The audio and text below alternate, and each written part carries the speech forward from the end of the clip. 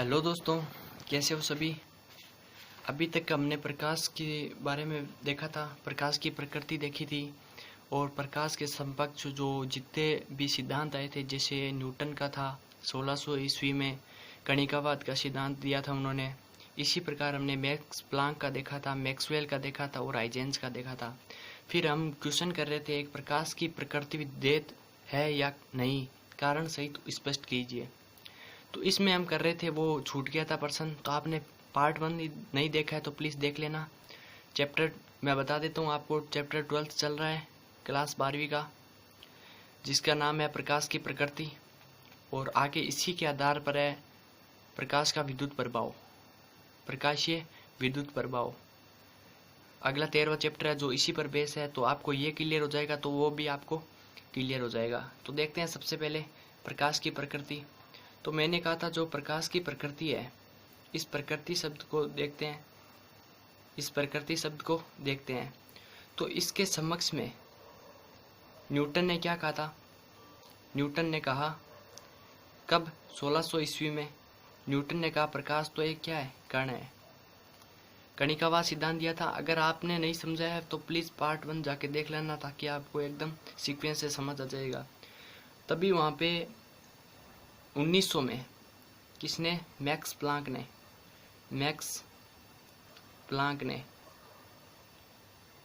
ने कहा कि ये तो क्या है, फोटोन है। प्रकाश एक फोटोन के रूप में या बंडल या पैकेट के रूप में होता है और इसी फोटोन में उसकी ऊर्जा संचित रहती है। और तभी हाइजेंस ने भी कहा था, हाइजेंस ने 1678 ईस्वी में इन्होंने कहा कि प्रकाश की जो प्रकृति होती है वो तरंग प्रकृति होती है। तो इस प्रकार मैं आपसे बात करता हूँ कि प्रकाश की प्रकृति द्वैत है या नहीं है, इसकी स्पष्ट कैसे करेंगे। तो मैं कहता हूँ कि प्रकाश की जो जितनी भी घटनाएं होती है, जैसे उसका विवर्तन होता है, उसका व्यक्तीकरण होता है, जैसे उसकी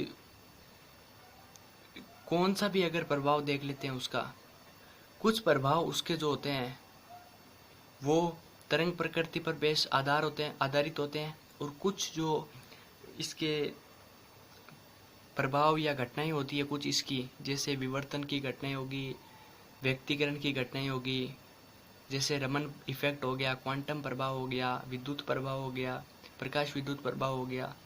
इसी प्रकार की जितनी भी घटनाएं हैं वो कुछ तरंग पर आधारित है, कुछ क्वांटम पर आधारित है। तो मैं यहाँ पे लिख देता हूँ, इस प्रश्न का आंसर अब आपको मिल जाएगा मेरे ख्याल से। प्रकाश की समस्त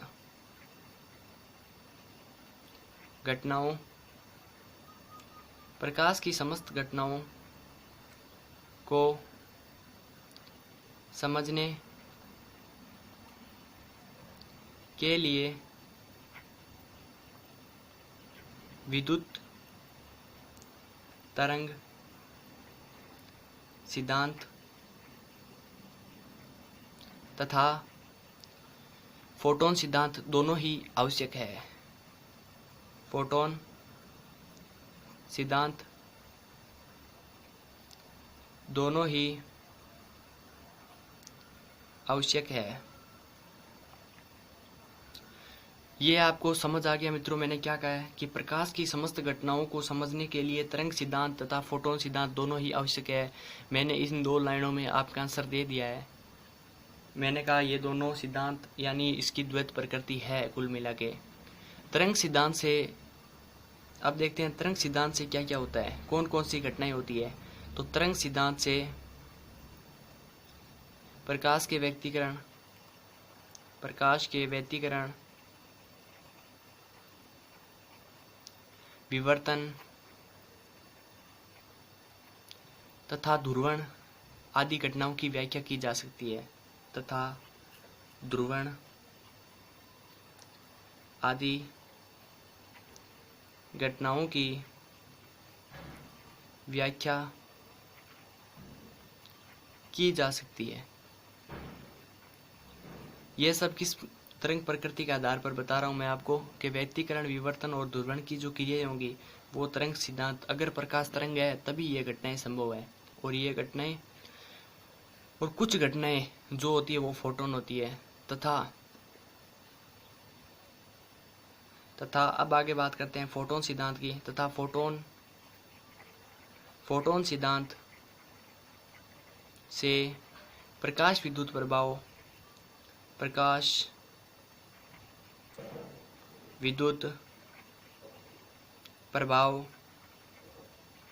तथा रमन प्रभाव क्वांटम प्रभाव की व्याख्या की जाती है। और दोस्तों मैं आपको एक बात बता देता हूँ कि जो ये व्यक्तिकरण, विवर्तन, ये सभी इसी चैप्टर में है। आगे हम एकदम आसानी से क्लियर करेंगे। मैं आपको पूरी डिटेल में इनको बताऊंगा किस प्रकार। ये बहुत इजी चैप्टर है। आपको क्लास 12th की बोर्ड की परीक्षा में कहीं भी कोचिंग की आवश्यकता नहीं है। अगर यहाँ पे आप तरीकापूर्ण नोट्स बना के याद कर रहे हो तो मैं आपको सभी जो जितनी भी डेरिफिकेशन है, जितनी भी, वो सभी क्लियर कराऊंगा। आप ये इस बात से टेंशन फ्री हो जाइए। अगर आप हमारे चैनल पर नए हो तो प्लीज़ चैनल को सब्सक्राइब ज़रूर कर देना दोस्तों। अब आगे देखते हैं दोस्तों। अभी तक हमने क्या देखा था? हमने देखा कि प्रकाश द्वैत प्रकृति का होता है या नहीं होता है, उसके बारे में देखा था। और हमने देखा तरंग सिद्धांत के आधार पर व्यतिकरण, विवर्तन, ध्रुवण की क्रियाएं होती है, जबकि फोटोन सिद्धांत से कौन कौन सी क्रियाएं होती है? क्वांटम प्रभाव, रमन प्रभाव, प्रकाश विद्युत प्रभाव। अब देखते हैं आगे। इस प्रकार हमने देखा कि जो कुछ घटनाएं होती है वो तरंग के समान, तथा कुछ घटनाएं जो होती है वो कण की तरह व्यवहार करती है। अभी तक हमने देखा था फोटोन या कण भी कह सकते हैं। इसी प्रकार अब आगे देखते हैं। इस प्रकार कुछ घटनाओं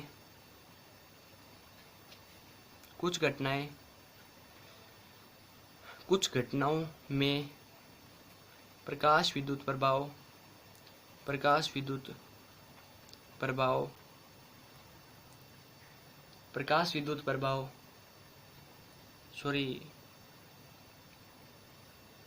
प्रकाश की तरंग प्रकृति तथा कुछ घटनाओं में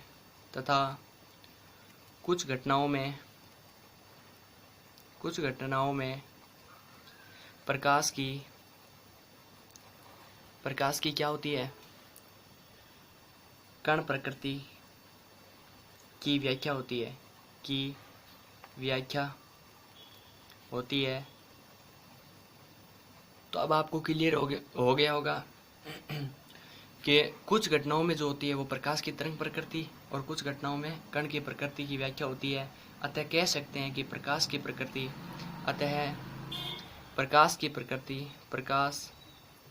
प्रकृति द्वैत होती है।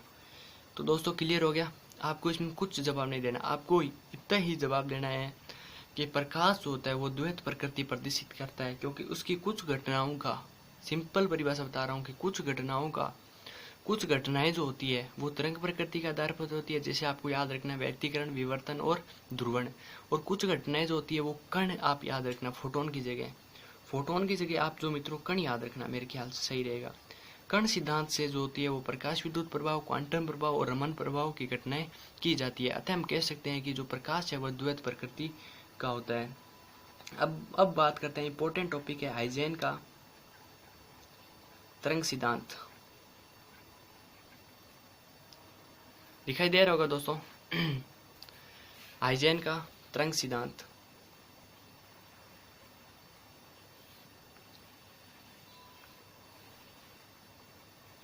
इसके बारे में बात करते हैं दोस्तों। हाइजेन का तरंग सिद्धांत क्या कहता है? ये तरंग सिद्धांत का मतलब आपको समझ आ गया होगा कि ये कहते हैं कि प्रकाश एक तरंग है। तो इसके बारे में बात करते हैं। ये जो हाइजेन थे, या जिन्हें हाइजेंस भी कहते हैं, ये हॉलैंड के वैज्ञानिक थे। इन्होंने 1678 ईस्वी में प्रकाश जो होता है वो तरंग के रूप में चलता है। इन्होंने क्या व्याख्या की? इन्होंने कहा प्रकाश तरंग के रूप में चलता है। और ये तरंगें जो होती है, ये तरंगे प्रकाश स्रोत से, जैसे हमने मान लिया सूर्य, जैसे बल्ब हो गया, इस प्रकार प्रकाश स्रोत से निकलकर ये सभी दिशाओं में प्रकाश की चाल से चलती है, क्योंकि तरंगों को चलने के लिए माध्यम की आवश्यकता होती है।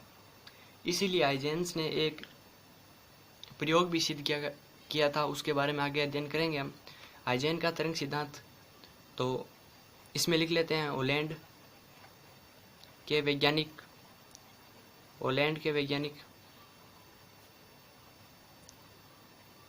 हाइजेंस, हॉलैंड के वैज्ञानिक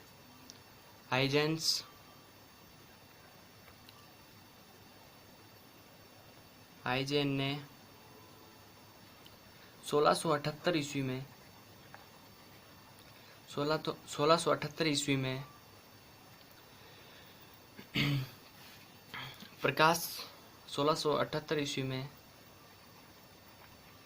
प्रकाश के तरंग सिद्धांत की व्याख्या की। और इन्होंने क्या कहा था उसके बारे में आपको याद रखना है। इनके अनुसार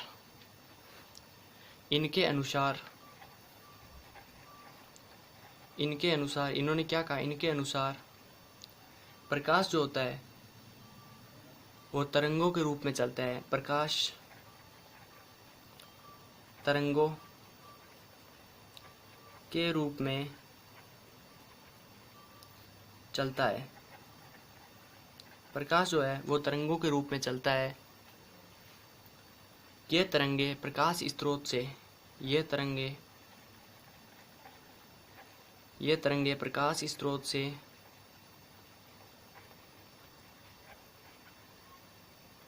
निकलकर सभी दिशाओं में प्रकाश की चाल से निकलकर सभी दिशाओं में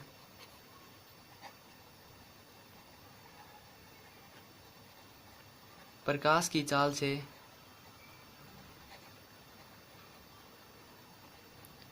निकलकर सभी दिशाओं में प्रकाश की चाल से चलती है।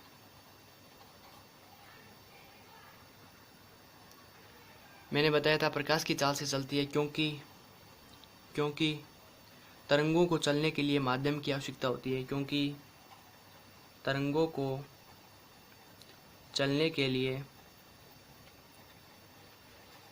तरंगों को चलने के लिए माध्यम की आवश्यकता होती है। इतना क्लियर हो गया दोस्तों। हाइजेन का तरंग सिद्धांत क्या कहता है? हॉलैंड के वैज्ञानिक थे हाइजेन ने 1678 ईस्वी में प्रकाश के तरंग सिद्धांत की व्याख्या की। इन्होंने कहा था कि प्रकाश जो होता है वो तरंगों के रूप में चलता है और ये प्रकाश स्रोत से निकलकर प्रकाश की चाल से सभी दिशाओं में फैल जाता है, क्योंकि तरंगों को माध्यम की आवश्यकता होती है। अब इम्पोर्टेंट जो बात करते हैं, ये हाइजेन का तरंग सिद्धांत हो गया। अब बात करते हैं तरंगाग्र। ये क्या होता है? ये आपसे बहुत बार परीक्षा में पूछा जाता है, तरंगाग्र किसे कहते हैं?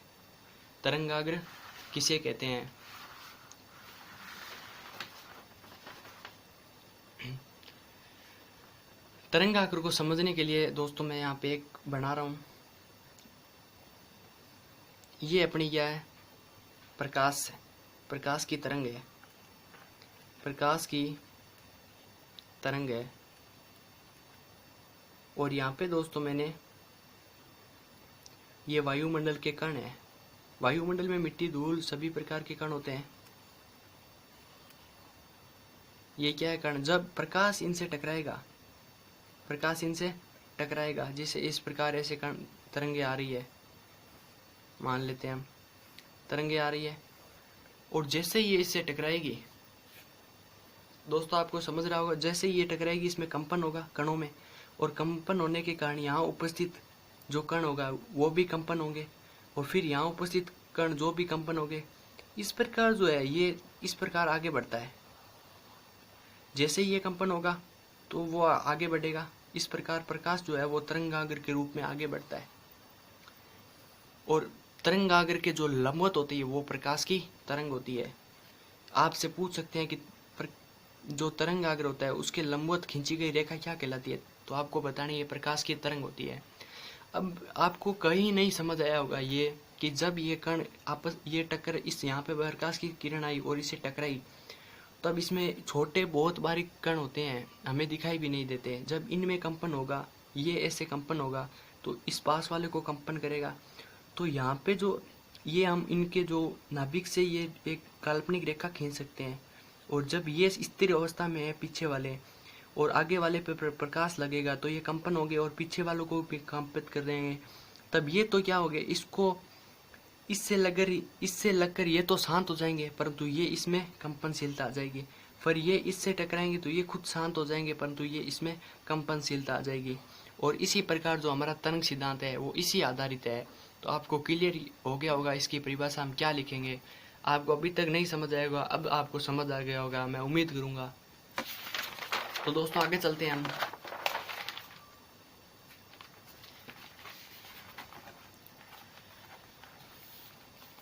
माध्यम में ऐसे सभी, अब इसमें इसकी परिभाषा लिख लेते हैं तरंगाग्र की। आपको दिखाई दे रही होगी परिभाषा,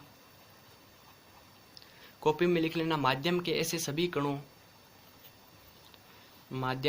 माध्यम जैसे हवा वायु कुछ भी माध्यम हो सकता है। माध्यम के ऐसे सभी कण जो किसी क्षण समान कला में कंपन कर रहे हैं, किसी क्षण समान कला में कंपन कर रहे हैं का बिंदुपथ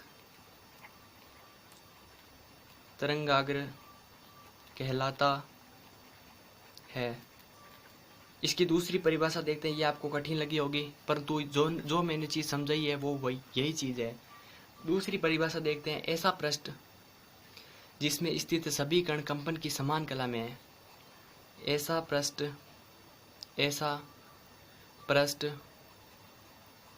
जिसमें स्थित सभी कण कंपन की समान कला में हो, कंपन की समान कला में हो, क्या कहलाता है, तरंगाग्र कहलाता है। तरंगाग्र कहलाता है। इतना क्लियर हो गया दोस्तों। ऐसा पृष्ठ जिसमें स्थित सभी कण कंपन की समान कला में हो तरंगाग्र कहलाता है। तरंगाग्र का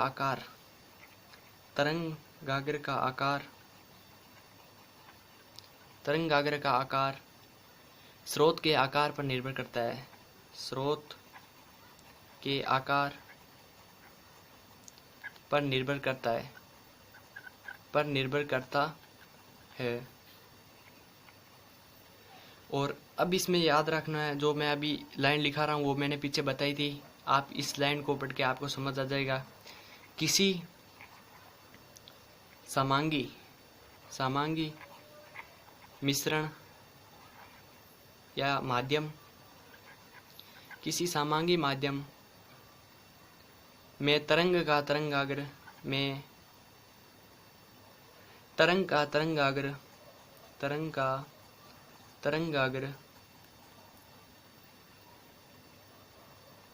तरंग संचरण की दिशा के लंबवत होता है। तरंग संचरण की दिशा के लंबवत होता है। और इसे या मैं कहूँ कि अतः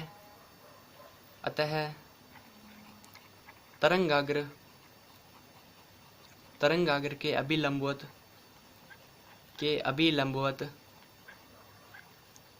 खींची गई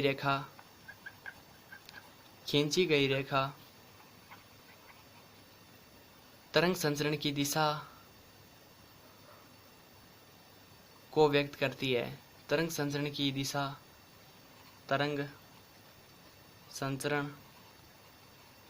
की दिशा को व्यक्त करती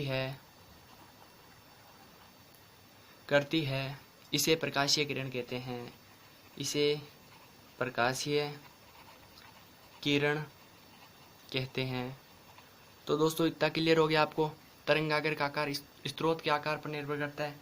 अब कैसे निर्भर करता है, तो देखिए ये मैंने कोई गोल प्रकाश स्रोत ले लिया, प्रकाश स्रोत। अब इससे इधर निकलेगा प्रकाश इस प्रकार। मैं आपको एकदम क्लियर समझा दूंगा। अब यहाँ के जो कण होंगे, ठीक है दोस्तों, यहाँ के अगर अब ये देखो प्रकाश की किरणें चारों तरफ से गोल आकार में आएगी, वायुमंडल में आएगी, तो चारों तरफ कण होंगे। अब ये चारों कण इस पास वाले कण को कंपन करेंगे तो ये भी कंपन हो जाएंगे और ये शांत हो जाएंगे। फिर ये कण जो है कंपित कण, ये आगे वाले कण को कंपित करेंगे और ये खुद शांत हो जाएंगे। इस प्रकार जो तरंगाग्र होता है वो इस प्रकार गोलाकार होता है। तो तरंगाग्र की आकृति गोलाकार,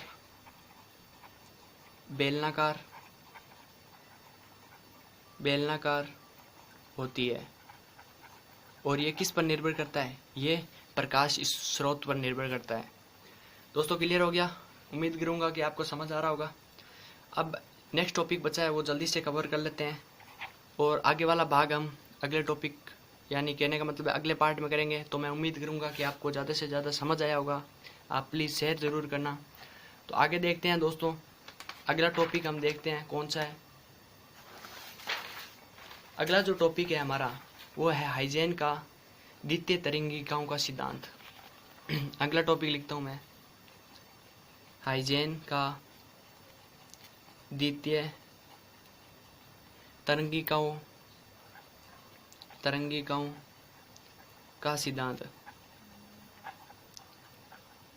ये तो आपके क्लियर हो ही गया दोस्तों, क्योंकि हमने तरंगाग्र को अच्छे से पढ़ा, तो ये आपको क्लियर हो गया। ये क्या कहते हैं, द्वितीय तरंगिकाओं का सिद्धांत क्या है। ये कोई प्रकाश की किरण आ रही है और ये मैंने मान लिया कण है कोई, ये कोई कण है इस प्रकार, इसको मैंने ए तरंगाग्र ले लिया। अब ये पास वाले को कण को कंपित करेंगे तो इस प्रकार ये तरंगाग्र आगे बढ़ेगा इस प्रकार, और ये खुद कण शांत हो जाएंगे और आगे वाले कणों को क्या कर देंगे, गति कंपन कर देंगे, टकराएंगे। तो इस प्रकार ये A1 हो जाएगा। इसी प्रकार इधर वाले कण भी तो प्रभावित होंगे, तो इन कणों को मैं कह दूंगा A2 हो गए, या B1 और B2 कह देते हैं इसको। क्लियर हो गया दोस्तों, B1 और B2 हो गया। अब ये क्या सिद्धांत क्या कहता है, ये कहता है कि प्रत्येक प्रकाश स्रोत से तो दोस्तों इन्होंने हाइजेन ने क्या कहा था, हाइजेन ने कहा कि जो द्वितीय तरंगिकाओं का सिद्धांत दिया था, हाइजेन ने कहा था कि प्रत्येक प्रकाश स्रोत से प्रकाश जो होता है, प्रकाश वो तरंगाग्र के रूप में चलता है। ये मैंने देखा, आपको बताया था। क्योंकि जब ये मान लो, यहाँ पे बता देता हूँ, ये आपको दिख रहा है दोस्तों, यहाँ पे मैंने मान लिया प्रकाश स्रोत से पास वाले कण कंपित होंगे, तो ये निकलते ही तरंगाग्र मिल गया और इस प्रकार ये तरंगाग्र आगे बढ़ने लग गया, यानी प्रकाश स्रोत से तरंगाग्र चला है। तो जो ये प्रथम लेयर है ये क्या कहलाती है, तरंगाग्र के रूप में चलता है, जिन्हें प्राथमिक तरंगाग्र कहते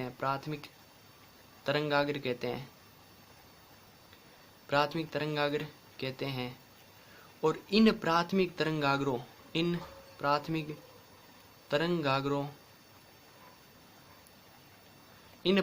तरंगाग्रों का प्रत्येक बिंदु जो होता है वो द्वितीय तरंगिकाओं का निर्माण करता है। और यही हाइजेन का द्वितीय तरंगिकाओं का सिद्धांत है। दोस्तों आपको क्लियर ये हो गया होगा। इसमें याद क्या रखना है ये बताता हूँ मैं आपको। मैं कहता हूँ कि प्राथमिक तरंगाग्र किसे कहते हैं, जो द्वितीय तरंगिकाएं किसे कहते हैं, तो इन्होंने सीधा सीधा स्पष्ट कहा है कि प्रकाश स्रोत से निकलने वाली जो प्रकाश होता है वो प्रकाश तरंगाग्र के रूप में चलता है, और जिसे इन्होंने प्राथमिक तरंगाग्र का, और प्राथमिक तरंगाग्र के प्रत्येक जो बिंदु होता है, मतलब प्रत्येक भाग, अगर इसका इस तरंगाग्र का ये भाग भी इससे टकराएगा ना तो इसको तरंगाग्र बना देगा, और ये इस वाला भाग भी टकराएगा, यानी प्राथमिक तरंगाग्र का प्रत्येक बिंदु जो होता है वो द्वितीय तरंगिकाओं का निर्माण करता है। तो दोस्तों आपको समझ आ गया होगा, हमने तरंगाग्र के बारे में पढ़ लिया है। अब हम आगे जिस टॉपिक पर बात करेंगे वो है तरंग सिद्धांत के द्वारा अपवर्तन, परावर्तन, ये सभी ज्ञात करना। ये सभी हाइजेन के सिद्धांत द्वारा प्रकाश का अपवर्तन किस प्रकार होता है तरंग सिद्धांत के आधार पर हाइजेन ने वो बताए थे, अपवर्तन और परावर्तन किस प्रकार निकाल सकते हैं तरंग सिद्धांत के माध्यम से। तभी तो हम कहते हैं कि प्रकाश की प्रकृति द्वैत होती है। और आगे करेंगे हम व्यतिकरण करेंगे, विवर्तन करेंगे, सभी चैप्टर आसानी से क्लियर करेंगे। आप नोट्स बना लेना और 2-3 बार रिवीजन करना, वीडियो को 1-2 बार और देखना, सारे डाउट क्लियर हो जाएंगे दोस्तों। तो आपको पसंद आया होगा सेशन, मैं उम्मीद करूँगा। तो आप चैनल को ज़्यादा से ज़्यादा सब्सक्राइब कर देना, शेयर कर देना दोस्तों, कमेंट करना, लाइक करना। आपको जो चीज़ समझ नहीं आए उसे कमेंट करके ज़रूर बताना। धन्यवाद दोस्तों।